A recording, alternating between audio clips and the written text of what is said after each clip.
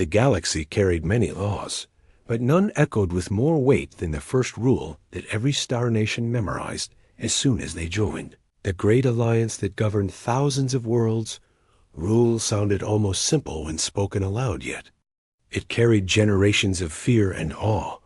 Do not attack the human children, because nothing in the galaxy could save you if you did.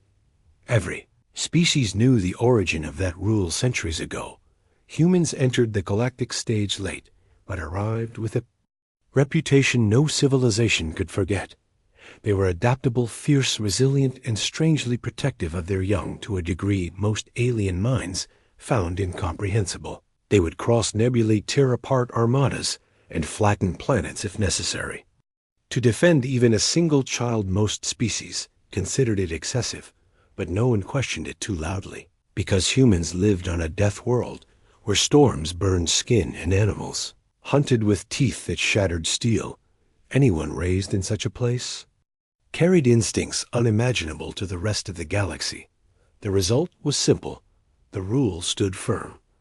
No one touched their children, yet the council broke it, not by mistake, not by confusion, but by arrogance in a quiet human colony town on the moon of Vespera. A group of children played near the Silver Ridge cliffs, where the air shimmered with traces of crystal dust. Among them was a small group led by a boy named Tom and a girl named Lena. They wore bright colony jackets and boots coated in dust, and their laughter echoed across the ridge. They were watched not far away by John, a tall human officer stationed on Vespera, who sat on a bench near the ridge. He never looked away from the kids. His role was simple: protect the colony, watch the ridge, and ensure the children remained safe. He loved this assignment more than any battlefield duty. He liked the calm. He liked the way the colony felt alive with family chatter, and he liked the sound of children laughing because it reminded him of a world he once left behind. Beyond the ridge, orbiting high above the moon, was the massive council vessel named Garisha.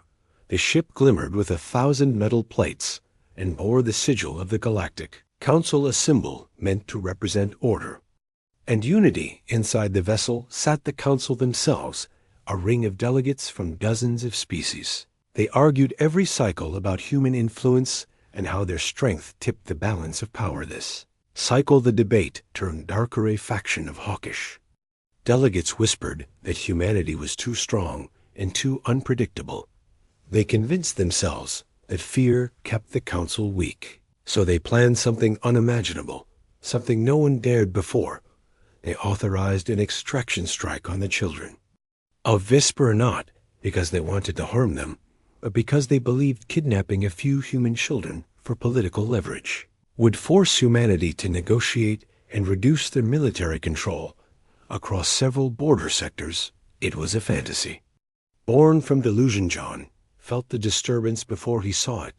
The ridge dust usually sparkled steadily in the light, but suddenly the shimmer bent as if pressure swept across the land. He stood quickly, his vision sharpened. Soldiers on death worlds learned to sense danger the way others sensed cold or heat. Above the ridge, a shadow formed, then split into 3 smaller shadows. Council drones, John whispered to himself, and his entire body tensed.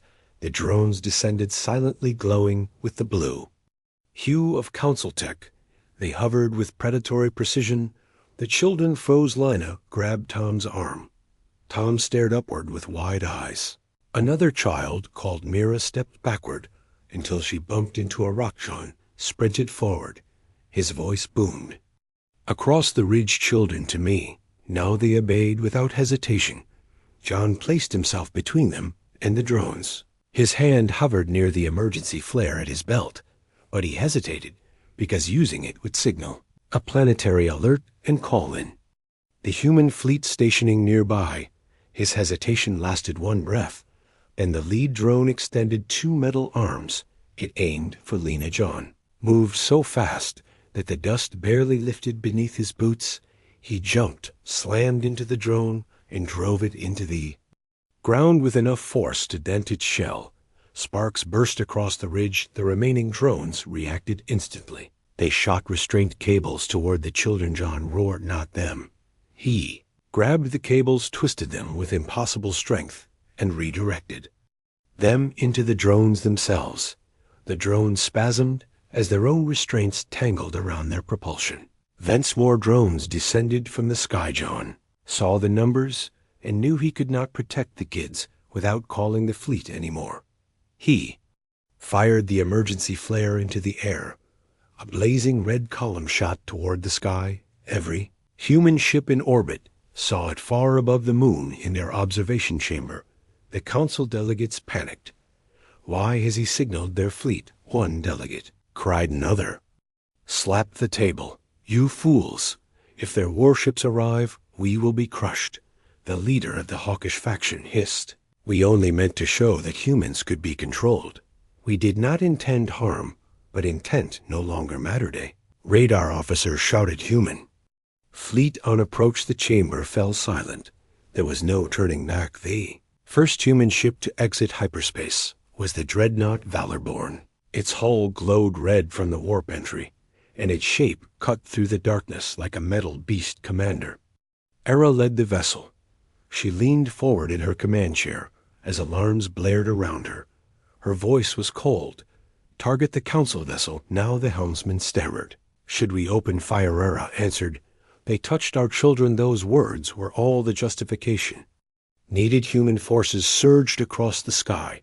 The council vessel scrambled to activate shields, but human warships surrounded it in a spear formation, 3 times faster than expected. The council had always underestimated human reflex time, human coordination, and human rage. Commander Era transmitted one message to the council vessel: "Stand down, release the children, and surrender." The council responded, but their message shook with fear. "There was a misunderstanding. We only sought to question them, only to show we could negotiate." Ara's expression did not change. "You violated the rule on the ridge." John continued to fight as more drones tried to bypass him. He struck with rapid precision. He ripped one drone apart with his bare hands, smashed another into a boulder, and shielded the children as plasma bolts scorched the ground. Tom cried from behind him, "John, more of them." "I see them," John said calmly. "Stay behind." Melina clung to Myra, who was shaking. John lifted a broken drone shield and blocked incoming fire before tossing it aside like a scrap plate. Then something changed. A blast of wind swept across the ridge. The sky darkened as if a mountain-sized shadow passed overhead. The Valorborn descended from orbit. Its engines thundered with energy. Era had ordered a low hover maneuver directly over the ridge. When the ship's shadow enveloped the ground, every remaining drone paused as if reconsidering its mission. Ara's voice boomed from the ship's speaker system. "John, defend the children. We will handle the rest." The ridge trembled as drop pods shot downward like falling stars. Human soldiers in armored suits emerged with flawless formation. They moved in silence, communication happening through neural links seen less than 10 breaths. The drones were removed, neutralized, or crushed into silent debris. John exhaled only when he saw the children gather around him, still terrified, but safe. Tom grabbed John's arm. Lena stood close enough that John could sense her shaking. "You are safe," he whispered. The children nodded. Meanwhile, the human fleet boarded the council vessel. Delegates were rounded into a chamber where Commander Era confronted them with her officers beside her. She held no weapon. She did not need one. Her presence alone felt like a blade pressed against the room. "Explain yourselves," she said. Leader of the hawkish faction spoke with shaking mandibles. "We meant no harm. We only wanted leverage to bring fairness to council decisions. Humanity has grown too powerful. The balance is disrupted." Era answered quietly, "You chose children as your answer to fear." The room fell silent. One delegate whined. "We did not hurt the Mara," replied. "You tried, and that is enough council loss for bad military action against sitting delegates. And the council expected that law to protect them, but human law overshadowed them. Humans followed the first rule above all, and no species was exempt from its consequences." Era stepped closer and spoke clearly. You will surrender your command, you will face trial, and you will never again hold power in this galaxy. The delegates tried to protest Era, silenced them with one sentence spoken with calm fury. Humanity forgives many things, but never this. Back on the ridge, John walked the children toward the colony shelter, while human ships continued to sweep the sky. Mira finally found her voice and whispered, John. Why did they take us? John answered with a soft voice. Some people fear what they do not understand. Fear makes them foolish. Fear makes them try things they should never try. But you are safe now, and that is what matters. Tom walked with shoulders tense. While they come back, John placed a hand on his shoulder. Not while humans stand guard. Lina looked up at the sky as the Valorborn ascended. Its engines lit the clouds with fire.